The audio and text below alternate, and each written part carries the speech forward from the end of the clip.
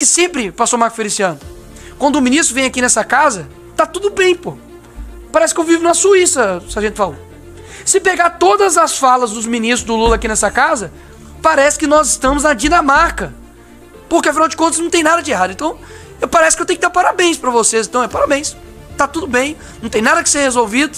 O Brasil tá caminhando, a economia tá ótima, nossa cultura tá bem, violência tá excelente, a nossa imagem no exterior também tá excelente. Meus parabéns pelo grande trabalho que vocês estão fazendo. Espero que vocês nunca mais voltem ao governo desse país. Obrigado, presidente. Obrigado, deputado Nicolas. Deputado Lindbergh. Antes de mais nada, eu quero deixar registrado aqui que é impossível extrair a verdade dos ministros do Lula que vêm até essa casa, porque as nossas instituições elas estão viciadas. Já não há mais espírito público para se defender Estado. Só defesa de governo. Então fica muito difícil, de fato, extrair a verdade. A gente, com a esquerda, você tem que expor. Muitas vezes você não tem que debater. Antes de mais nada, deixar uma posição de que, não somente minha, mas acredito que de muita gente, foi vergonhosa, desrespeitosa, quando o Itamaraty, sob sugestão, ministro, se referiu ao assassinato de Hanani Glazer, que é um brasileiro, como falecimento de cidadão brasileiro em Israel. Não aconteceu um falecimento. Se eu sou os familiares de Hanani, eu confesso que eu ia ficar revoltado de um país tratar suas vítimas dessa forma, principalmente pelas mãos de terroristas. Além do mais, antes de fazer as minhas perguntas, são bem objetivas, basicamente é só sim ou não, de que eu ouvi aqui alguns deputados do PT dizendo a respeito, por exemplo, da suspensão, dos vistos de estudante pelos Estados Unidos, de que isso seria uma medida, enfim, praticamente totalitária. Mas na verdade o que eles estão fazendo é só uma suspensão para poder analisar a rede social dos estudantes que querem aplicar o visto nos Estados Unidos. Ou seja, o cara aqui na sua rede social, um comunistinha de meia tigela, fica falando mal dos Estados Unidos, do Trump, como por exemplo o deputado aqui, Janones, que quase praticamente que negou o atentado que aconteceu com o Trump e daqui a pouco está querendo estudar nos Estados Unidos, Não, sua rede social vai ser avaliada, talvez você não tenha visto para poder estudar nos Estados Unidos.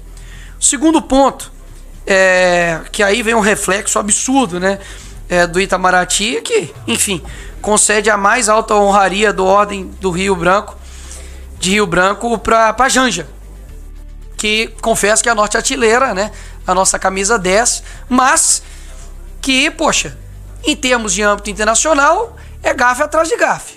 Primeiro, eu não entendo e queria entender a solicitação que o Itamaraty fez para 200 milhões para pagar despesas do Lula em Nova York.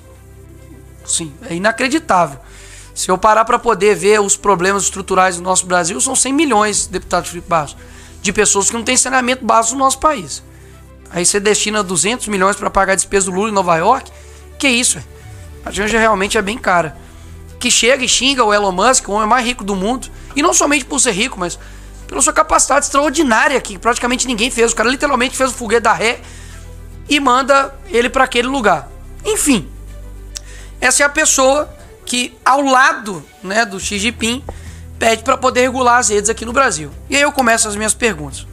A PGR deveria também abrir um inquérito contra a Janja por ataque à soberania nacional, por quebrar o protocolo e fazer esse pedido ao presidente da China para poder regular o conteúdo do TikTok no Brasil?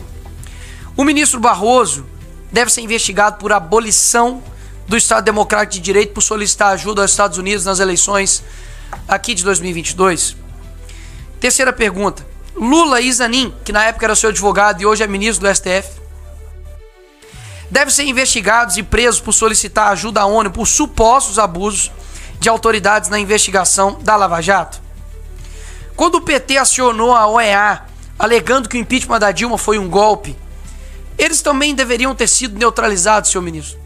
Porque o que na mídia foi dito é de que a Maria Luísa, embaixadora, foi encarregada pelo Itamaraty para poder neutralizar o Eduardo Bolsonaro nas suas ações no exterior.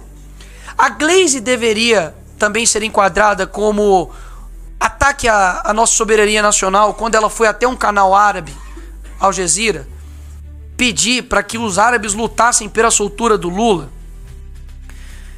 E agora uma pergunta extremamente objetiva, é sim ou não? O senhor concorda com a frase do seu chefe, Lula, de que após, se caso o Trump ganhasse, seria nazismo com outra cara? Porque ele ganhou. Então quer dizer que agora o Lula, ele considera o Trump como um nazista com outra cara, um nazismo com outra cara? Um outro ponto interessante aqui, que a gente esquece de onde, enfim, veio o PT, de onde veio essa galera e o que eles já fizeram em nível internacional com o Brasil. Em 96, Raul Reis participou do Foro de São Paulo. Sabe quem era Raul Reis? Ele era líder das Farc, Forças Armadas Revolucionárias Colombianas, que é responsável pelo maior narcotráfico da América Latina, né, juntamente aí com o PCC, enfim. E nessa ocasião, quem mais estava lá? Os fundadores do Foro de São Paulo, Lula e também Hugo Chávez e também Fidel Castro. Vamos lá. 10 anos depois, Lula dá uma entrevista dizendo o seguinte, ministro, que ele é seu chefe. Falou assim: depois de anos da fundação do Foro de São Paulo, todos os países da América Latina tinham presidentes de esquerda. Ou seja, o Foro de São Paulo, que é uma organização extraterritorial do nosso país, fora, interferiu claramente nas eleições do nosso país. Até mesmo porque depois disso, todos os nossos presidentes, a não ser Jair Bolsonaro, foram presidentes de esquerda.